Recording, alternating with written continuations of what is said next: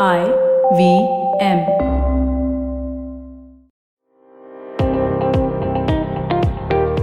Welcome to All Things Policy, a daily podcast by the Takshashila Institution. We are a bunch of policy nerds based in Bengaluru, and we like bringing fresh perspectives to Indian affairs and Indian perspectives to global affairs. So grab a cup of coffee, sit back, and join us for today's chat. Hello and welcome to All Things Policy. I am Sunila and today I have with me Shambhavi to discuss the Assisted Reproductive Technology Bill that came up in 2020 and it has not been passed yet and it is under discussion. The ART bill seeks to provide for the regulation of assistive reproductive technology services in the country. According to the ICMR, it is estimated that the fertility industry would be a $6 billion USD industry by the year 2030. Given the growing demand for ART services, it is only ideal that we have laws that actually regulate the ART services.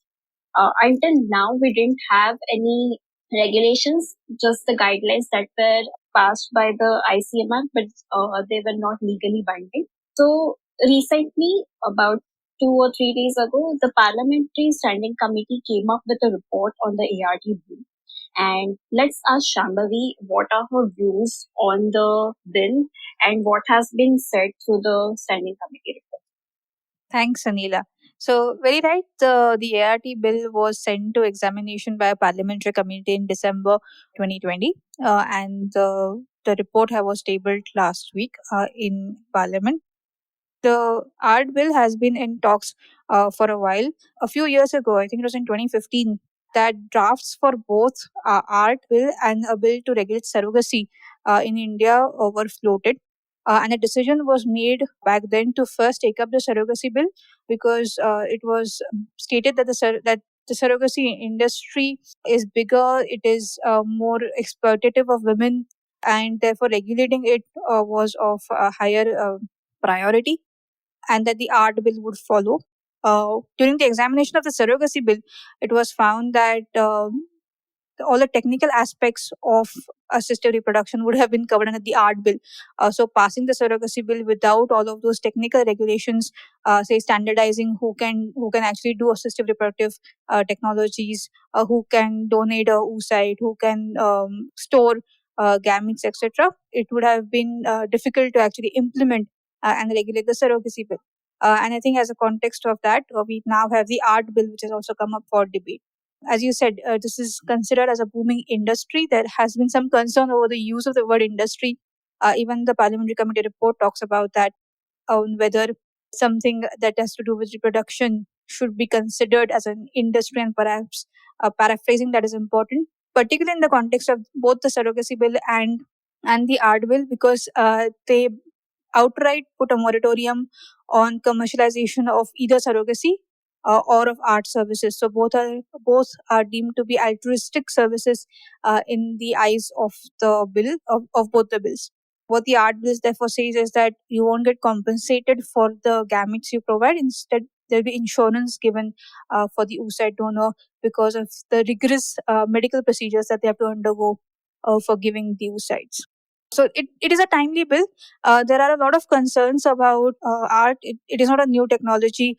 We had the first test tube baby born in the 1970s, and therefore it has been in practice in India and abroad for a very long time. What the art bill seeks to do to regulate the art services and protect affected women and children from exploitation, support oocyte donor by an insurance cover, and protection from multiple embryo implantations, provide rights to children born through assisted reproductive technology, equivalent to rights provided to biological children. This has been a pressing concern for a long time, and therefore giving them legal protection is important. And therefore the child will belong to the commissioning couple as defined by the bill, and the commissioning couple cannot abandon the child. They will be subject to severe penalties if they do. It then also sets standards. It actually sets up boards which set standards for banking of gametes and embryos, how they can be disposed, what can happen with them, that they have to be given to research labs authorized through art clinics if necessary. It also talks about making PGT, pre-implementation genetic testing, mandatory for the benefit of children born through ART. This has been a topic of a lot of discussion. So basically, what the PGT allows you to do is to look for defects in genes. So suppose there is a genetic defect that causes Down syndrome, and you have 5 embryos, you can actually screen them for that defect. And if you find a defective embryo, you won't implant it. You will implant a healthy embryo that doesn't have known disease markers. This has been a topic of discussion because obviously you could ideally use the same technology to also then pick markers that you like. The bill specifically forbids doing any sort of selection based on positive markers, but instead says that you can use PGT only for removing any genomes which can lead to the birth of a child with serious defects. These are medical defects, obviously. And therefore, PGT becomes a center stone of leading to healthy children born through the use of assisted reproductive technologies. The other thing it obviously bans is the use of sex selection using PGT, because you can obviously use genetic testing to find whether the embryo is of a girl child or a boy child, and that is also effectively banned. And then finally, what the bill tries to do is ensure proper registration of art clinics and banks. The idea is now to create standards to universalize this technology and to protect people's rights, both women, commissioning couples, as well as the children who will be born using this technology. The one thing that the bill does not actually take into account is the rights of the healthcare workers at the art clinics or the art banks, and how those could be addressed. So suppose a commissioning couple does abandon the child, what happens to the child? Is there any accountability given to the art bank, to the doctors, and that it should not? This has been raised by a lot of stakeholders as well to the committee, and the committee has reported on that and said that we have to also think about the rights of healthcare workers. Right. So, from what I understand, this bill has to be read in conjunction with other existing laws, right? So, for example, it prohibits using pre-genetic testing for determining sex of the child, right? So, it has to be read in conjunction with the PCPNDT Act that we already have. Similarly, we have to make sure that there are no overlaps happening between the surrogacy bill and the ART bill or the adoption guidelines that are there. So, are there any overlaps happening, or the bill aligns very well with the existing laws? So, from my understanding, a lot of the definitions have been made consistent across the various bills that there are. For example, this bill talks about allowing to single women to also gain access to ART services. And the basis for this is the fact that single women are also allowed to adopt. And so, since they're allowed to adopt, the argument that the Department of Health Research makes is that women might be more amenable to raising children that are born to them through art than through adoption. So it makes sense that we have single women.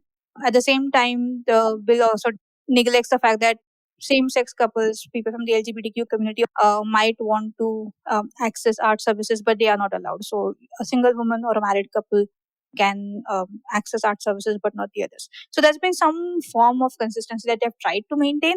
It, I think, it reflects in some of the language, but not all. You're right. We have to read this bill in conjunction with a lot of the other bills that have been made. So, for example, this bill will be the base for the surrogacy bill. Because if you think about surrogacy, you're first using an assisted reproductive technology to create the embryo that you will then implant in a surrogate. The one thing about the difference in surrogacy and ART was that surrogacy is allowed only for Indian married couples, and ART is allowed married live-in partners, single women, and also foreigners. Okay, moving on, let's talk about the monitoring mechanisms that are there in the bill. How does the bill seek to regulate the ART services? Like, are they composing any national boards? I read somewhere that the boards that have been created under the surrogacy bill would be used for the ART regulation as well. Yes, the surrogacy bill provided for the formation of boards both at the national and the state levels for regulating surrogacy, and the ART bills will also use the same mechanism. So basically, we'll have a single board for both of these things. The idea being that they cannot be separated. Art forms the basis of surrogacy, so you can't really have a separation there. One of the questions that was raised in the parliamentary report was whether there was a need for national as well as state boards. This was a point, if you remember, was also raised when we were looking at the use and application, DNA technology use and application regulation bill, which also Right. created national and state level boards. And the argument is that you are just creating more bureaucracy, you are creating more rules, you are creating more hurdles for people who are trying to access these services. There is possibility of errors, particularly if you're maintaining registries and you're maintaining data. There might be errors that creep in when data has to be stored or moved across a number of instances. Hence, does it really make sense for us to have a national as well as a state board? Can we just not have a single national board that creates the governance structures and maintains the registries of, say, the art centers, art clinics around the country? But this is what the bill tries to do. It creates the boards that would set up all that would be held accountable for setting up the regulations and monitoring the implementation of the standard. There is one slight confusion in the bill when it comes to art clinics and art banks. So, art clinics are clinics where you actually have medical procedures, and art banks are, well, they're banks which house gametes or donor material.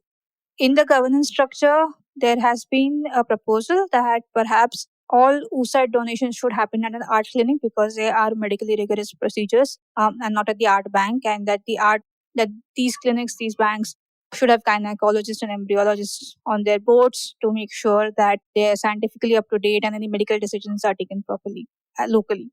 So that's the one addition of the for the governance for the local governance structure that the parliamentary committee report makes. And obviously we have the national board which will be making the bigger regulations. What I found strange in this bill was very specific provisions on say age of the person, or the fact that if you want to be an oocyte donor you have to be an ever married woman with a child of at least 3 years of age, or that in a single from a single oocyte donor you can take only 7 oocytes. These, when they are passed as a law, these are very hard coded. You cannot really change them very easily unless you go back to parliament and you amend them. Again, we saw this with the DNA bill, that the DNA bill tried to keep away from any such precise technical inputs, because technology changes. Tomorrow we might have a better technology which allows us to do things better, quicker. At this point of time, there's a gynecologist who has reported on the committee's report saying that there is no way we can ascertain that only 7 oocytes will come, right, from a single round of oocyte creation, and we can't leave the remaining oocytes, so we'll have to take them all out. So there's no way of promising that only 7 will be used, right? And if you're taking more oocytes, what happens then? What do we do with them? So a lot of these precise technical regulations have come into the bill, which I think they are better left off for the board to decide and change and update as technology improves. But we'll have to wait and see what the parliament decides on that clause. Yeah, even I was actually surprised to see such specific requirements for donation of oocyte. I mean, I would assume that would require like a case by case basis evaluation depending on the donor. So I don't know how that would make sense to have it in the law. Yeah, it's quite strange. I mean, it also says that an oocyte donor can donate only once Yeah. in their lifetime. And you're talking about the fact that we have an increasing need for these technologies, but also then you are straitjacketing who can give into a very precise group of people, right? A woman of a certain age. Again, that age is also disputable. A lot of times, for the oocyte donation, they are saying ever married with a child of at least 3 years. And when you're going to bracket it into that dimension and then you only say that you can only give it once, it kind of defeats the purpose. There was someone on the one of the expert witnesses wrote in saying that we should at least have thrice oocyte donation if that is possible for women. But again, some of the terms in the bill are very strange. They talk about marriageable age for accessing art services, And the committee actually points out that, hey, if you say marriageable age, people might misconstrue and think that you have to be married to access such services. And that's not true. So why don't you change that to the actual legal age, say 21 years, after which you can start accessing art services if you want to. So in places where the bill would have benefited from being precise, it is not, it is ambiguous. And in places where it should have left some margin for error, it is like inordinately precise. Like 7 sites. I mean, that's very, very precise. Yeah, I know. So moving ahead, are there any ethical safeguards in the bill? I would assume there would be a lot of ethical concerns when it comes to using ART services, especially the rights of donors. So are there any provisions for requirement of informed consent? So yes, there is requirements for informed consent. You need consent of all parties involved in the actual ART. So the donors, if it's a surrogate, then the surrogate as well, and the commissioning couple. As I said, it does not seem to think of ethical concerns for the ART healthcare workers yet. For any commissioning couple, they have to be counseled by the ART clinic before they actually decide on doing an ART, which I find is a massive conflict of interest. I mean, if I am a for-profit ART clinic, I don't know why I would counsel somebody for not taking ART, right? I mean, I don't understand that part very well. But it is up to the ART clinic to show that they have counseled commissioning couples of other routes, including adoption, and then the ART remains like a final choice for them. That I find is an ethical issue that needs to be sorted. I think we have to be more proactive in talking about these technologies and talking about the ethical concerns of the technology and the rights of the children that are born using such technologies, right? So now through this bill, you're basically making the child a biological child of the commissioning couple. So the child will be considered as a biological child of the commissioning couple. One of the witnesses has said that you should say it's a biological and legal child of the commissioning couple, because then, I mean, the child's rights are only looked at through the lens of legality, and therefore you should mention that it is a legal child of the commissioning couple as well. So I think informed consent to an extent gets cleared up. I don't think the oocyte donor needs any counseling on the trade-off that she is making, right? What it means to have donated an oocyte and having a child, like a child which is partly yours, but not being able to interact with them. There is an interesting point on the child's rights. The child born through ART has the right to access non-identifiable information about the donor. So they cannot identify who the donor is, but they can learn more about who contributed to their birth, about their background, etc., but not know who they are. So that those kind of rights are built in. That's interesting. I mean, I'm not really sure if the child should have the right to know who actually contributed the gametes. But I mean, that's interesting to know that the child at least has access to non-identifiable information about the dog. Okay. Yeah, so So you wanted to add something to that? I wanted to add about why this bill has become so important, and we spoke about surrogacy and the context in which the bill has come. But I mean, there's been massive negligence in performing like this oocyte retrievals from women. Women have been forced in many parts of the country for egg retrieval. You can have sex selection. You have multiple embryo implantation. You have mixing of sperm samples by banks, which has been noted. And one of the things that the bill bars is that you cannot just like have gamete samples being mixed up. And then obviously you cannot have commercialization of gamete donation. So the number of things that the bill tries to do, I will have to see how well it is implemented. But I think there are also a lot of concerns about how this will all act out, primarily driven by the fact that we haven't had that big ethics conversation, right, that you're talking about. Right. I think in such matters, you really need to focus a lot on the ethical issues, because donating your gametes that will contribute to creation of child whom you will not be able to claim it as your own child. So I think there will be a lot of ethical connotations, because a lot of emotions will be involved as well. Yeah. Yeah. And as I said, the counseling of the suicide donor, I think, is an important facet that we need to be talking about. Yeah, right. So, does this bill have any redressal mechanism incorporated in it? Like, because I'm guessing there would be a lot of complaints as well when it comes to the services being provided through the ART clinics, or the donors may not be happy with the services that they have. Are there any redressal mechanisms? There are. So you can either have a grievance raised with the ART clinic itself or with one of the boards or an officer authorized by the boards. So there is a redressal mechanism that has been built into the bill, and there are obviously penalties and offenses. There are penalties for offenses that violate provisions of the bill. But again, I think education on art itself is crucial for that redressal mechanism to even work. Right. There's one more question that I wanted to ask. The bill obviously, propagates non-commercialization of ART.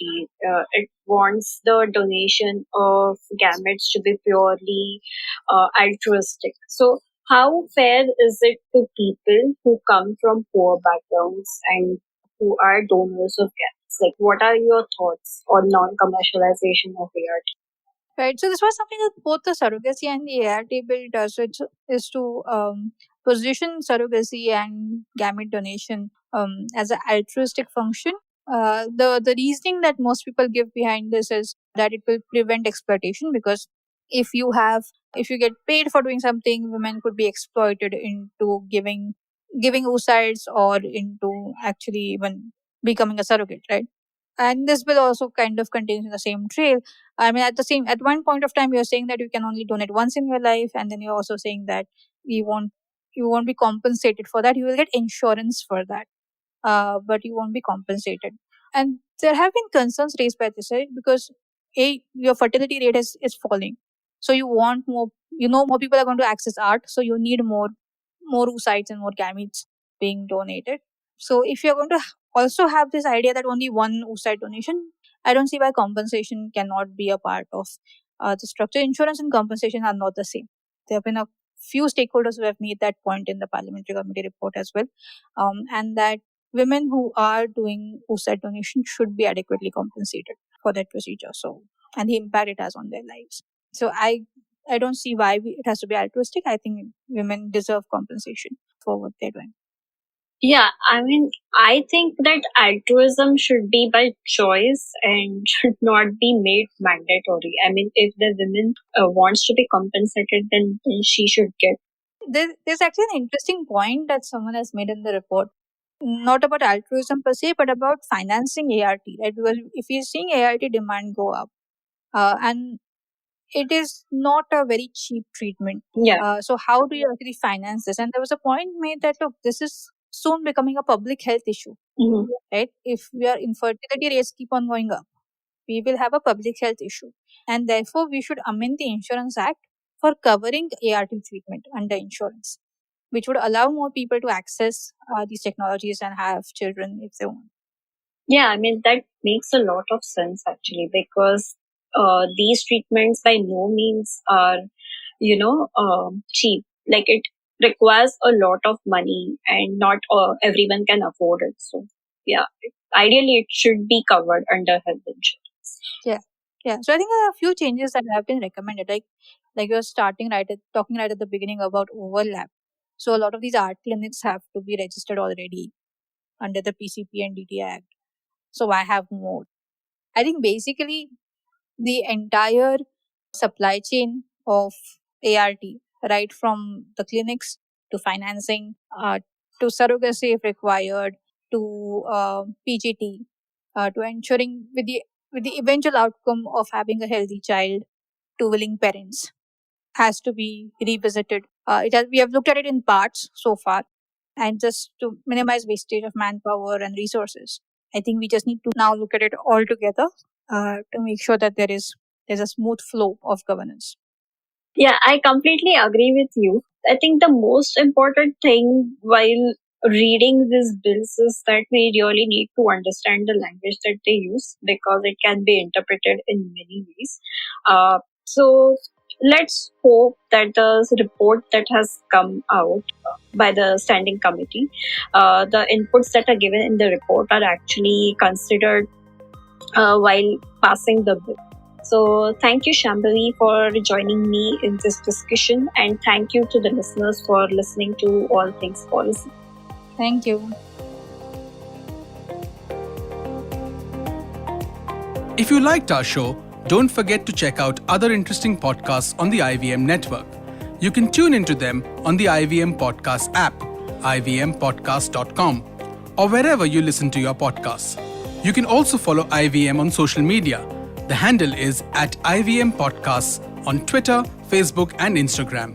And hey, if you'd like to dive into Takshashila's research on technology, strategy, and economic affairs, check us out at our Twitter handle @TakshashilaINST or our website takshashila.org.in.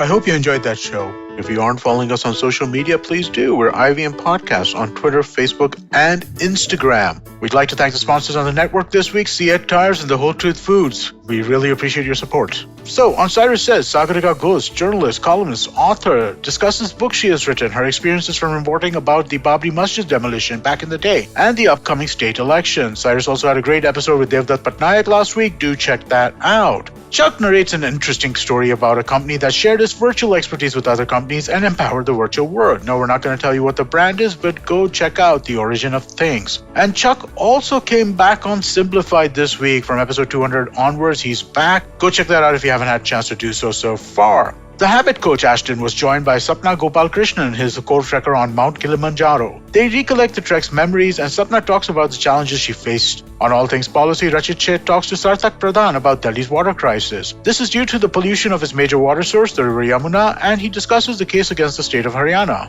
We had Manish Dangi, Chief Investment Officer of the Aditya Birla Sun Life Mutual Fund, on Paisa Vaisa with Anupam Gupta. They discussed India's financial report card with reference to the past decade, the hits and misses, and what the future of investing is going to look like. And with that, we hope to see you again next week.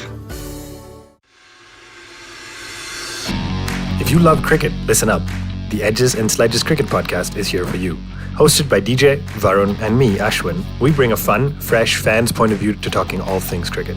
Sometimes it's just the three of us, sometimes we have guests, including current and former international cricketers. For new episodes every week, check out the Edges and Sledges Cricket Podcast on the IVM app, website, or wherever you get your podcasts.